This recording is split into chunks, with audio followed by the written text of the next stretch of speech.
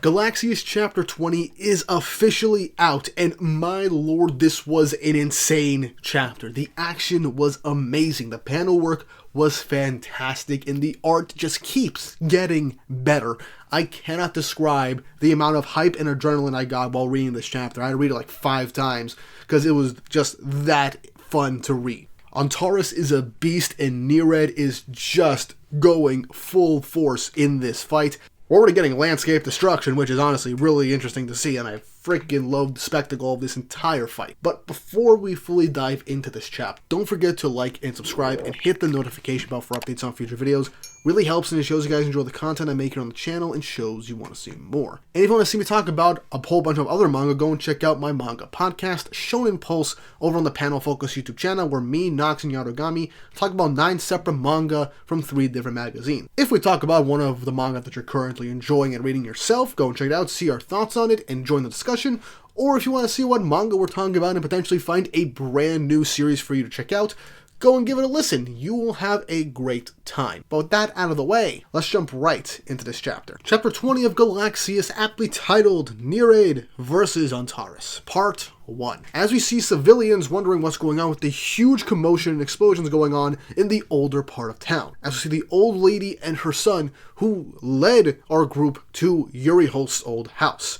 As they're wondering if they're going to be okay, the man ends up getting concerned over what's going on. As obviously probably has an idea, oh, the government's here. We're screwed if they find out I brought them to that place. But we then cut to Neraid facing Antares, staring down at him. And man, this 2-page spread goes so hard.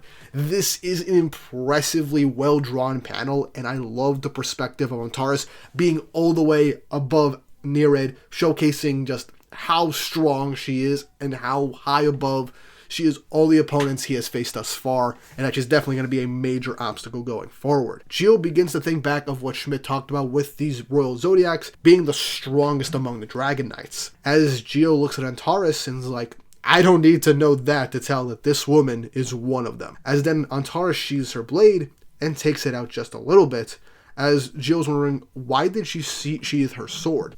With Antares unsheathing it slowly, in an instant she appears right behind Gio, as she then begins to unsheath her sword to slice at her. And in that instance, Neraid throws a rock at Antares' blade, and in that instance, hitting her hilt and throwing off her aim, as Neraid then ends up grabbing Gio out of the way. Antares says that Neraid just got in her way, and Neraid is pissed right now at what just happened. Look, I love that sequence. In a flash, Gio couldn't even react. Yerkes is shocked that Neraid could even see Antares' attack, but Gio was just panting and panicking right now, saying that she would have died there. She moved behind her in an instant. She was there before she could even hear her scabbard being unsheathed. And as she's just huffing, out of breath, panicking, Neraid then asks Antares if she tried to kill Gio. Antares says, I shall take her alive. Then the government will decide her fate. Though I thought I'd cut off her legs first. But before she finishes, Neraid says, how do you know that we were here? As Antares says, I have no reason to tell you. With Neraid says, guess not. We're enemies after all. As, man, these panels are just showing the two of them staring each other down. Neraid getting his hand ready. An image of Antares' sword. As she says, I'm glad it's so easy to see. But before we pull in, I do have one quick theory. It's very possible that the man that showed them to Yuri Holst's house possibly snitched on them because he doesn't want any heat for people looking around for Yuri Holst, as their town's reputation has already gone down the gutter because of what he assumedly did. So I wouldn't be surprised if that's why he's giving that reaction to hearing that explosion, because he knows what he did, or he doesn't expect things to get too crazy from that point. That's my theory right now. But cutting back to the action, in an instance, Neraid ends up pushing up a piece of rubble where Antares tries to stab Gio. Her sword is then stuck in the rubble, as Neraid tells Gio to hide somewhere quickly. As Gio in shock looks at Neraid, seeing that his shoulder was cut by Antares' blade, as he tells her to get out of here. Gio is still in shock, but Antares is taking this opportunity. In a flash, she disappears with the area crumbling as she tries to take out Gio, but then Neraid manages to grab her by the collar, saying you're in our way. With Antares having the smuggest cheeky smile I have ever seen. I think this is the first time she's actively smiled, and this is just pure aura she's giving off from that smirk alone, as she says, "How violent," as Neraid then tosses her into the mountain, crashing her in there. Geo was trying to get to Neraid, but Neraid tells her to go hide somewhere, saying that Antares is not like the others they faced, and he's got a feeling he's gotta take her down here and now, implying that he has to kill her.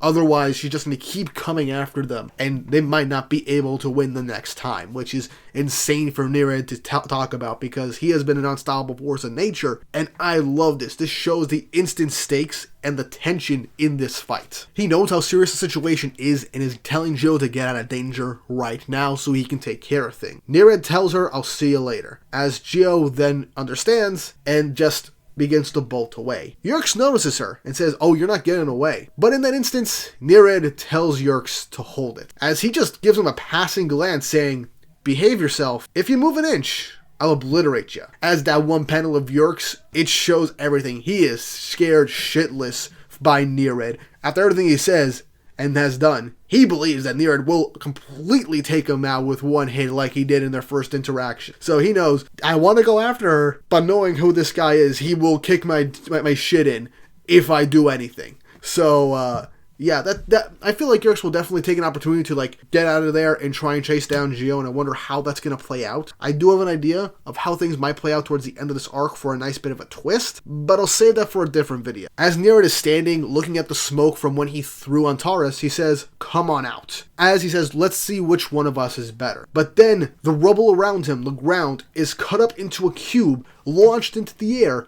and a bunch of consecutive slashes appear, completely turning it to rubble. As Neraid realizes, she got underneath me. As we see below, with the light shining down this hole that she made, Antares, with blood dripping down from her nose, says, "It's been a while since someone has made me bleed," with Neraid saying, "You're out of your mind," as the chapter ends. Honestly, this fight has already gotten off to an amazing start. Literally, we have two oral farmers just facing each other off with everything they've got, and Antares, after getting launched into a freaking mountain, just got a bloody nose, and she's impressed.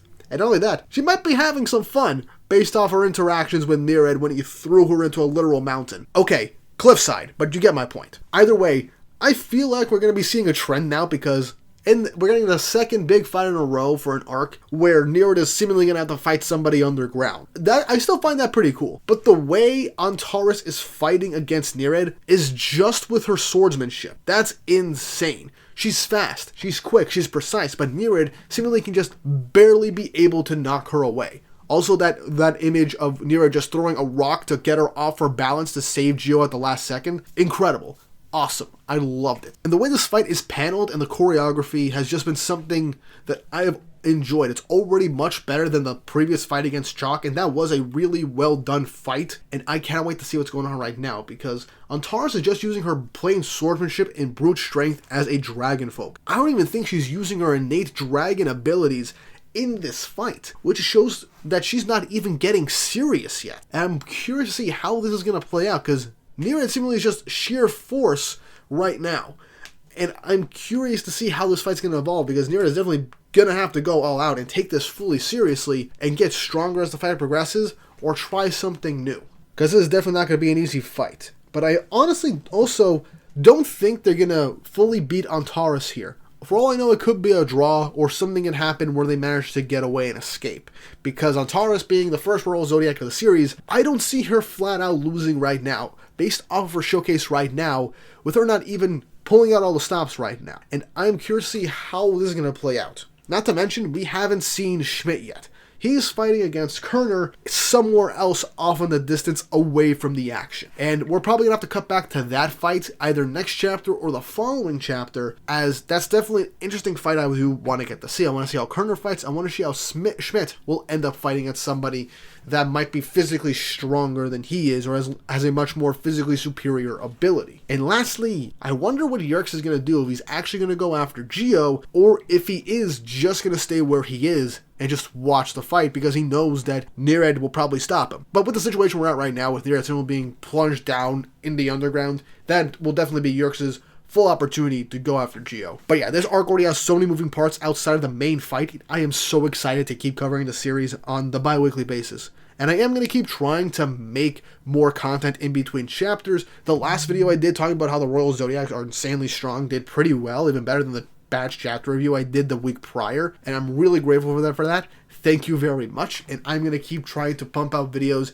in between these chapters to get the conversations to keep going, because there's a lot we can talk about this series, and I really want to keep Galaxias content alive, and I really hope this series continues to impress everyone and get more people into it. But what do you guys think of this chapter and everything that happened? Leave your thoughts, opinions, and theories in the comment section down below. And if you haven't already, like and subscribe and hit the notification bell for updates on future videos. Really helps, and it shows you guys enjoy the content I make here on the channel and shows you want to see more. With all that said and done, I hope you all have an awesome day.